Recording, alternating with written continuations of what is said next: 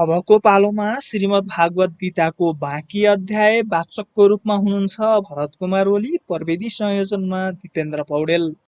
ओम नमः शिवाय।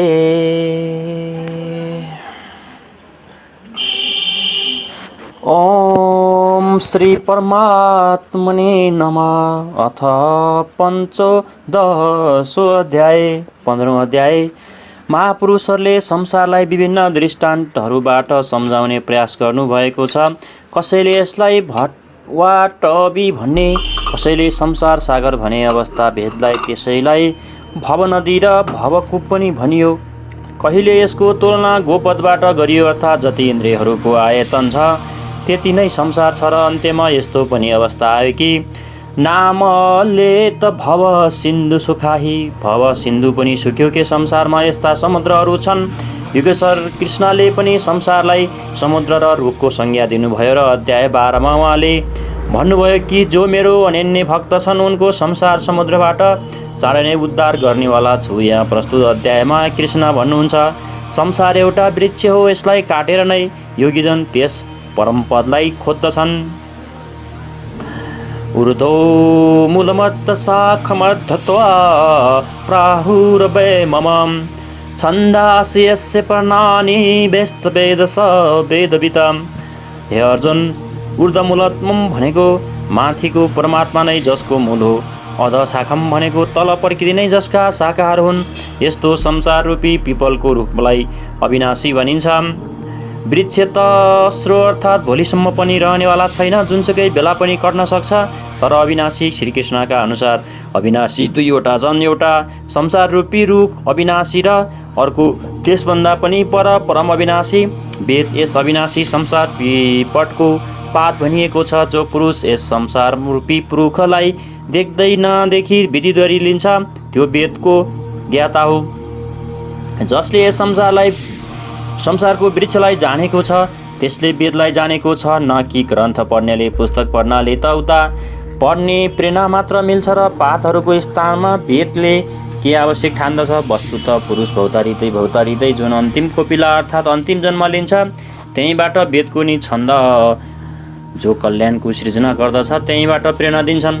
त्यसको उपयोग छ, त्यहीँबाट भौतारिनु समाप्त हुन्छ, त्यो स्वरूपतिर फर्किन्छ। तथा अशोध्रो प्रसुतास्ते शाखा गुणप्रवृत्ता विषय परबाला अदश्र मूलानयनुसन्तानि कर्मानुबन्धिनी मनुष्यलोके। तर यस संसार वृक्षका तीनवटै गुणहरूद्वारा बढेको विषय र भोगरूपी कोपिलाहरूका शाखाहरू तलमाथि सर्वत्र फैलिएका छन्। तलतिर किरा फट्याङ्ग्रासम्म र माथि वेद देवभावदेखि लिएर ब्रह्मासम्म सर्वत्र फैलिएका छन्। तथा पात्र मानिस योनिमा कर्महरूको अनुसार बाँधिने छन् र अन्य सबै योनिहरू भोग भोग्नका लागि छन्। मनुष्य योनि नै कर्मअनुसार बन्धन तयार गर्दछ। न रूपमस्यः तथोपलभ्यते नान्तो न चादिर्न च सम्प्रतिष्ठा अस्वस्थमेन सुविरूढमूल मसङ्ग शस्त्रेण दृढेन छित्त्वा।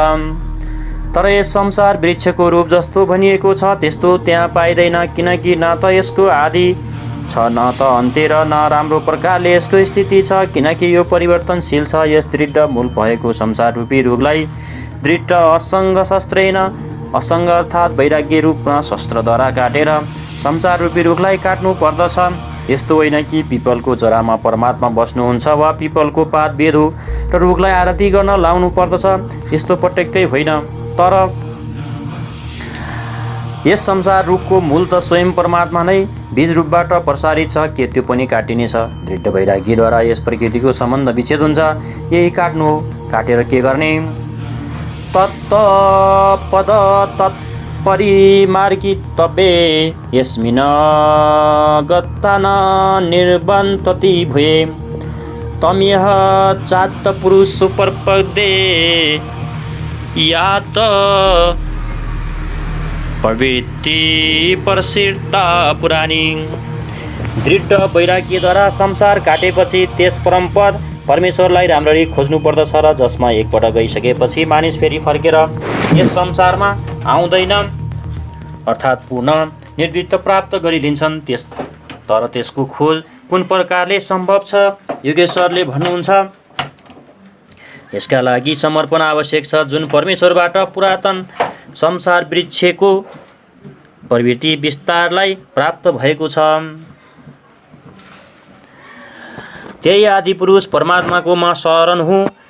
अब शरणमा गएको वैराग्यमा स्थित पुरुषले कसरी बुझोस् कि रुख काटियो त्यसको पहिचान के हो। यसमा उहाँ भन्नुहुन्छ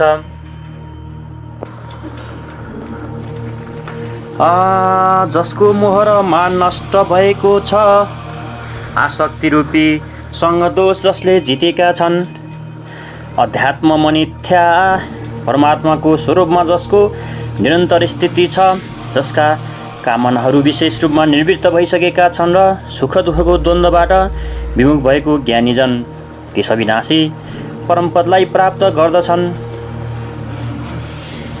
जबसम्म त्यो अवस्था आउँदैन तबसम्म संसार वृक्ष काटिँदैन। यहाँसम्म वैराग्यको आवश्यकता रहन्छ। त्यस परमपदको के स्वरूप छ जसलाई पाउँछन् निर्माण मोहाचित सङ्ग दोष अध्यात्म नित्य विनिवृत्त कामम द्वन्द्वै विमुक्ता सुख दुःख संज्ञे गर्छ छन्दे मुडा पदम्बे ततम। यसरी श्रीकृष्णले कस्तो रुख काट्न हुन्छ भनेर भन्नुभएको छ न तदाशयते सूर्यो न सशङ्खाओ न पावकं युद्धतो न निर्वितन्ते तदाम परमसमम। त्यस परमपदलाई न सूर्य र न चन्द्रमा न अग्नि नै प्रकाशित गर्न सक्दछ। जुन परमपदलाई प्राप्त गरेर मानिस फेरि संसारमा आउँदैन त्यही मेरो परमधाम हो अर्थात् जसको पुनर्जन्म हुँदैन। त्यस पदको प्राप्तिमा सबैको समान अधिकार छ। ममै बाँसो जीवलोके जीवभूत सनातन मनसष्टानि इन्द्रियाणि प्रकृतिस्थानि कर्षति। जीवलोके अर्थात् यस शरीरमा यो जीवात्मा मेरो नै सनातन अंश हो र त्यही यी त्रिगुणमयी मायामा स्थित भएको मनसहित पाँच इन्द्रियलाई आकर्षित गर्दछ। त्यो कसरी शरीर ये दबा पुनित ये चापयुत्कामतिस्वर गृहीतो होइतानि सम्याति वायुर्गन्धानि वासयत। जसरी वायुको गन्धको स्थानबाट गन्धलाई ग्रहण गरी लिएर जान्छ ठीक त्यसै प्रकार शरीरको स्वामी जीवात्मा जुन पहिलेको शरीरलाई त्याग्दछ र त्यसबाट मन र पाँच ज्ञानेन्द्रियको कार्यकलापहरूलाई ग्रहण गरेर फेरि जुन शरीरलाई प्राप्त हुन्छ र त्यसमा जान्छ। जब अघिल्लो शरीर तत्काल निश्चित छ तब पिठको पिण्ड बनाएर कसलाई पुर्याउनुहुन्छ लिन्छ कसले। त्यसैले श्रीकृष्णले अर्जुनलाई भन्नुभएको थियो कि यो अज्ञान तिमीलाई कहाँबाट आयो कि पिण्डोक्त क्रिया लुप्त हुनेछ त्यहाँ गएर के गर्दछ र मनसहित छ। इन्द्रियहरू कुन कुन हुन् श्रोत्र चक्षु स्पर्शन चरसन घ्राणमेव च अधिष्ठाय मनस्राय विषयानुपसेवत। यस शरीरमा स्थित भएर यो जीवात्मा कान आँखा त्वचा जिब्रो नासिका र मनको आश्रय लिएर अर्थात् यी सबैको सहायताले विषयहरूको सेवन गर्दछ। तर यस्तो देखिँदैन सबैले उहाँलाई देख्न पाउँदैनन्। यसमा कृष्ण भन्नुहुन्छ उत्क्रामन्त स्थित पापी भुक्तान वा कुनान्तितम विमूढा नानुपश्यन्ति पश्यन्ति ज्ञान चक्षुषम। शरीर छोडेर गइरहेको शरीरमा स्थित भएको विषयहरूलाई भोग्दै गएका अथवा तीनवटै गुणहरूले युक्त भएको जीवात्मालाई विशेष मूढ अज्ञानीले जान्दैन। मात्र ज्ञान रूपी आँखाले भएका मान्छेहरू मात्र उसलाई जान्दछन् देख्दछन्। ठिक यस्तै नै छ। अब त्यो दृष्टि कसरी मिलोस् अघि हेरौँ। यतन्तो योगिनश्रैण पश्यन्तात्मनेव स्थितम् यथान्तो सप्यकृतात्मानो नैस्ने पश्यन्ते चेतसाम्।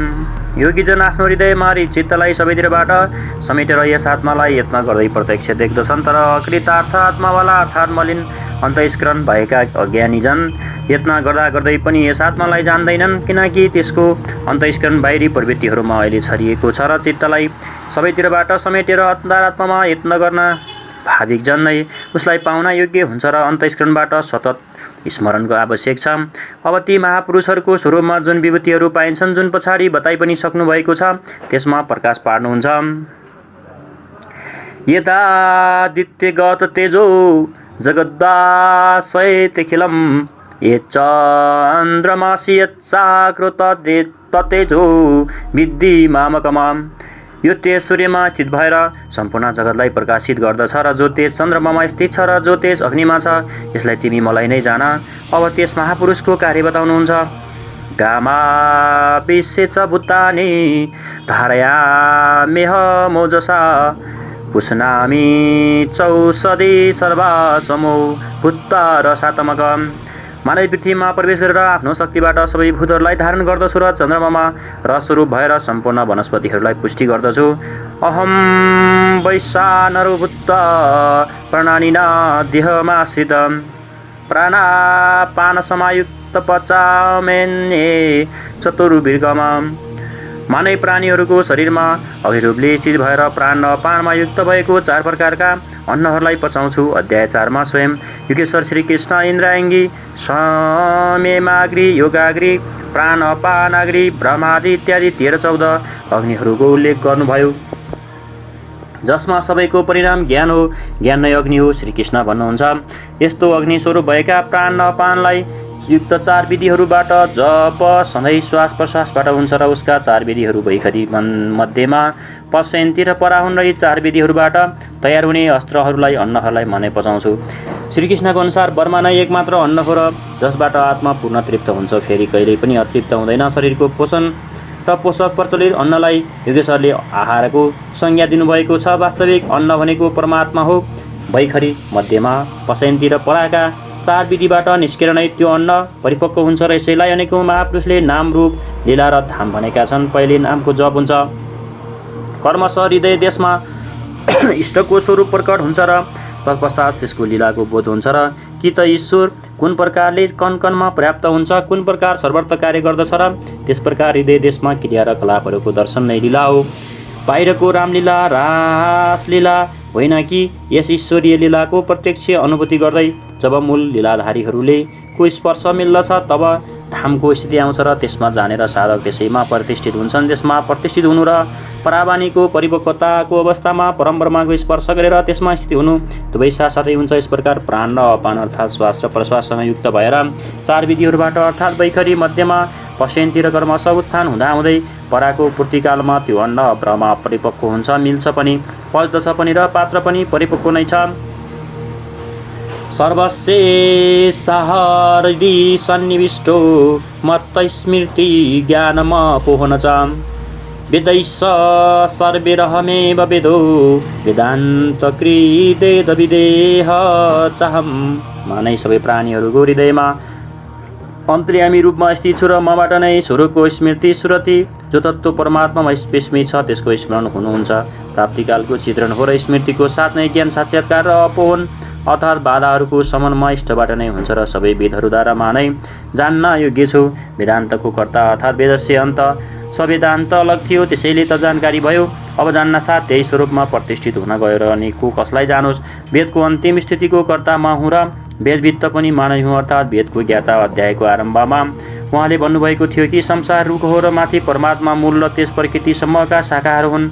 जो यस प्रकृतिबाट प्रकृतिलाई विभाजन गरेर जान्दछ र मूलबाट जान्दछ त्यो वेदविद हो। यहाँ भन्नुहुन्छ कि म वेदविद हुँ, जसलाई जो जान्दछ। श्रीकृष्णले आफूलाई त्यसको तुलनामा उभ्याउनु भयो कि त्यो वेदविद हो। म वेदविद हुँ। श्रीकृष्ण पनि एक तत्त्वज्ञ महापुरुष योगीहरूको पनि परमयोगी हुनुहुन्थ्यो र यहाँ यो प्रश्न पुरा भयो। अब बताउनुहुन्छ कि संसारमा पुरुषको स्वरूप 2 प्रकारका छन्। द्वाविमो पुरुषो लोके छिरछार छर एव च छेर सर्वाणि भूतानि कुटस्थो छेर उच्यते।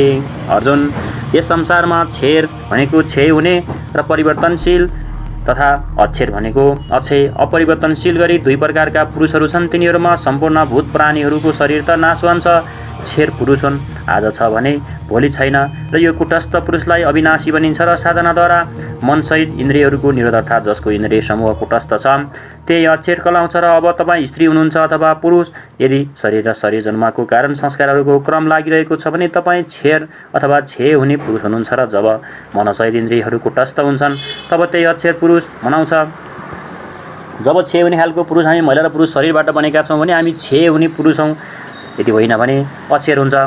जब मनसहित इन्द्रियहरू कुटस्थ हुन्छन् तब त्यही अक्षर पुरुष बनाउँछ, तर यो पनि पुरुषको अवस्था विशेष नै हो।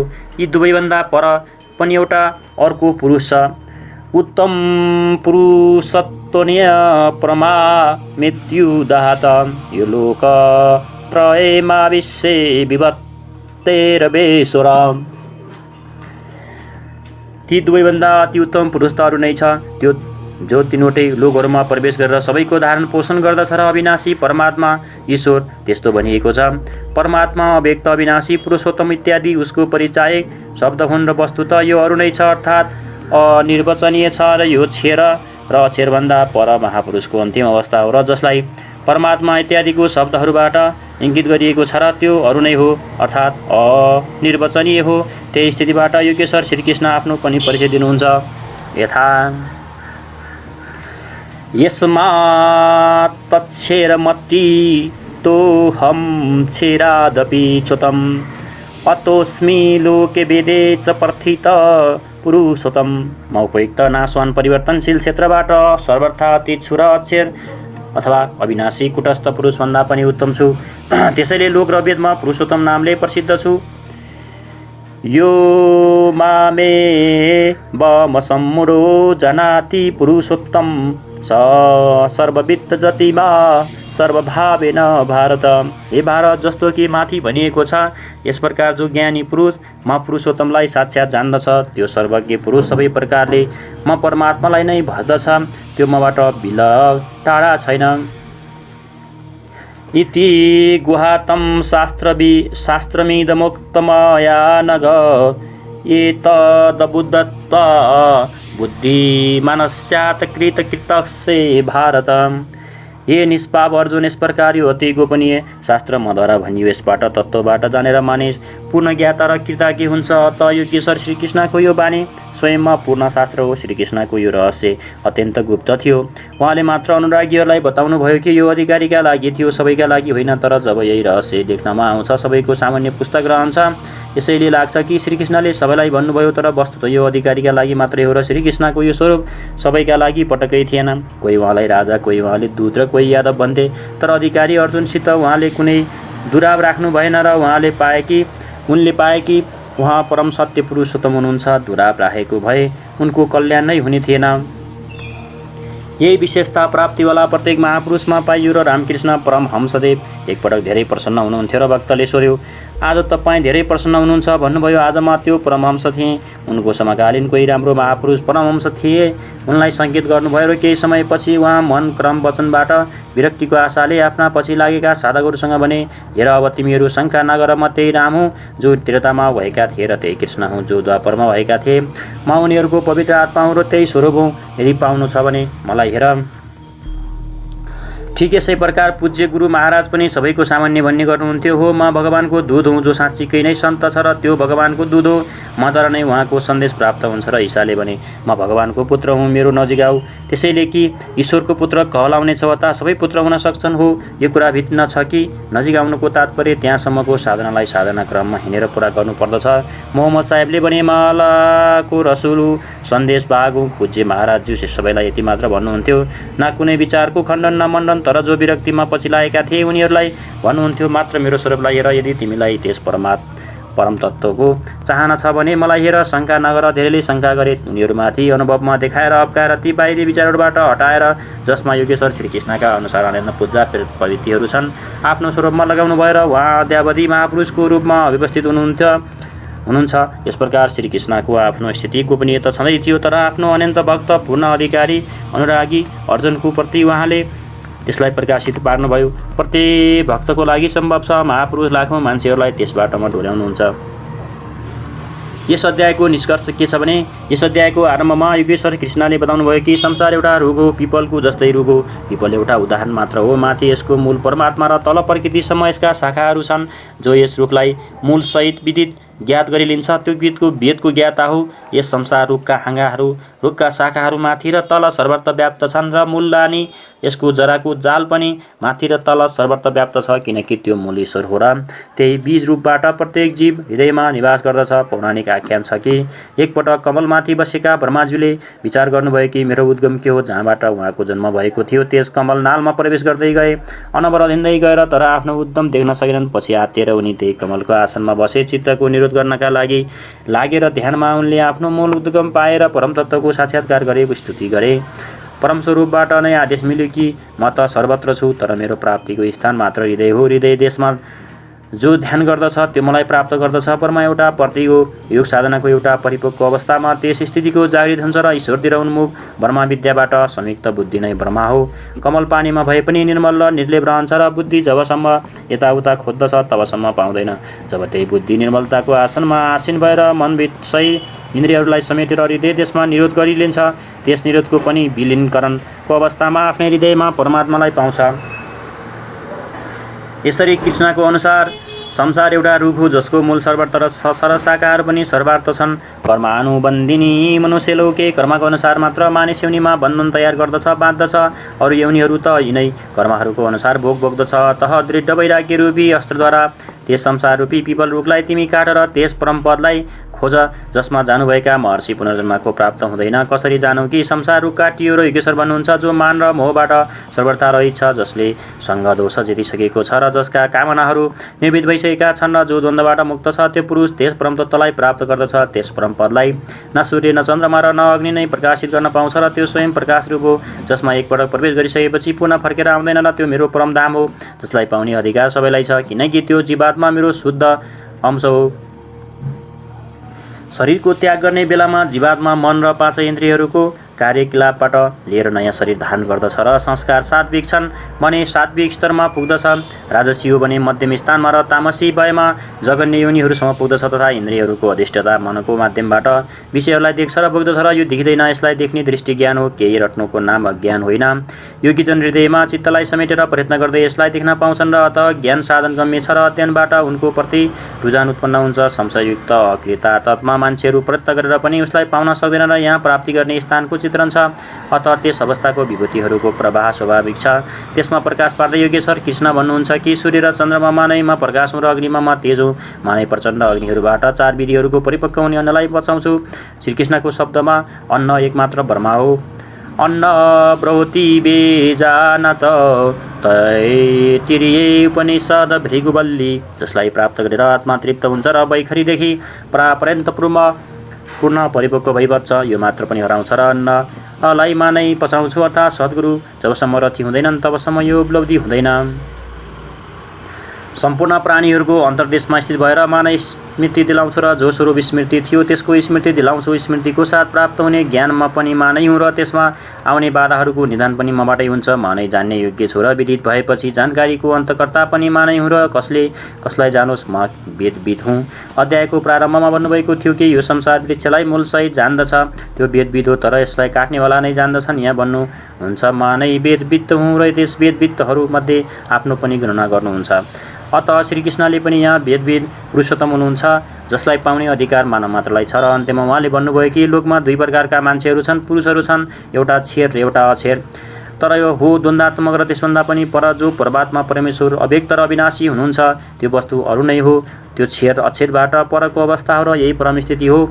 यससँग सङ्गत गर्दै भन्नुहुन्छ कि म पनि छेद अक्षरबाट पर छु, त्यसैले मान्छेहरू मलाई पुरुषोत्तम भन्दछन्। यस प्रकार जो उत्तम पुरुषलाई जान्दछ ती ज्ञानी भक्तजनहरू सधैँ सबैतिरबाट मलाई नै भज्दछन्। उनीहरूको जानकारीमा अन्तर छैन र अर्जुन त्यो अत्यन्त गोपनीय रहस्य तिम्रो लागि मैले भने।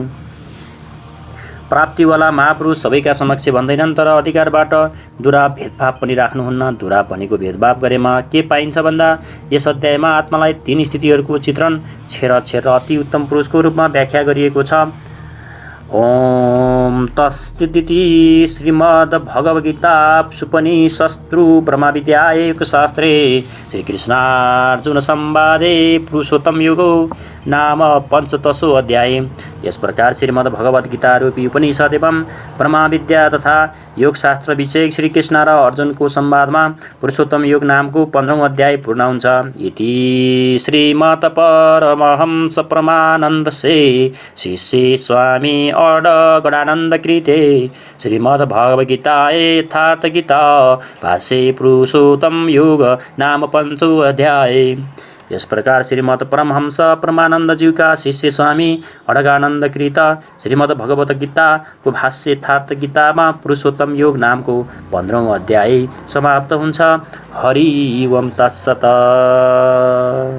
तपाईले श्रवण गर्नुभयो श्रीमद् भागवत गीताको बाँकी अध्याय र यस्तै धार्मिक भिडियो हेर्नका लागि सयपत्री अनलाइन टिभी युट्युबमा सब्स्क्राइब गर्न नबिर्सनुहोला। सब्स्क्राइबको लागि नजिकै रहेको सब्स्क्राइबको रातो बटनमा क्लिक गरी सँगै आउने बेल आइकनमा प्रेस गरेर हामीले अपलोड गर्ने भिडियोको नोटिफिकेसन सबैभन्दा छिटो प्राप्त गर्न सक्नुहुनेछ। सत्य तथ्य ताजा निष्पक्ष समाचार सबैभन्दा छिटो प्राप्त गर्ने तपाईको अधिकारमा हामीले गर्ने छैनौँ कुनै विलम्ब। हामी आएका छौँ थप परिमार्जित र परिष्कृत रूपमा वेबसाइटमा www.saypatrionlinetv.com, फेसबुकमा www.facebook.com/saypatrionlinetv, त्यसैगरी युट्युबमा सयपत्री अनलाइन टिभी आजै लगइन गर्नुहोस्।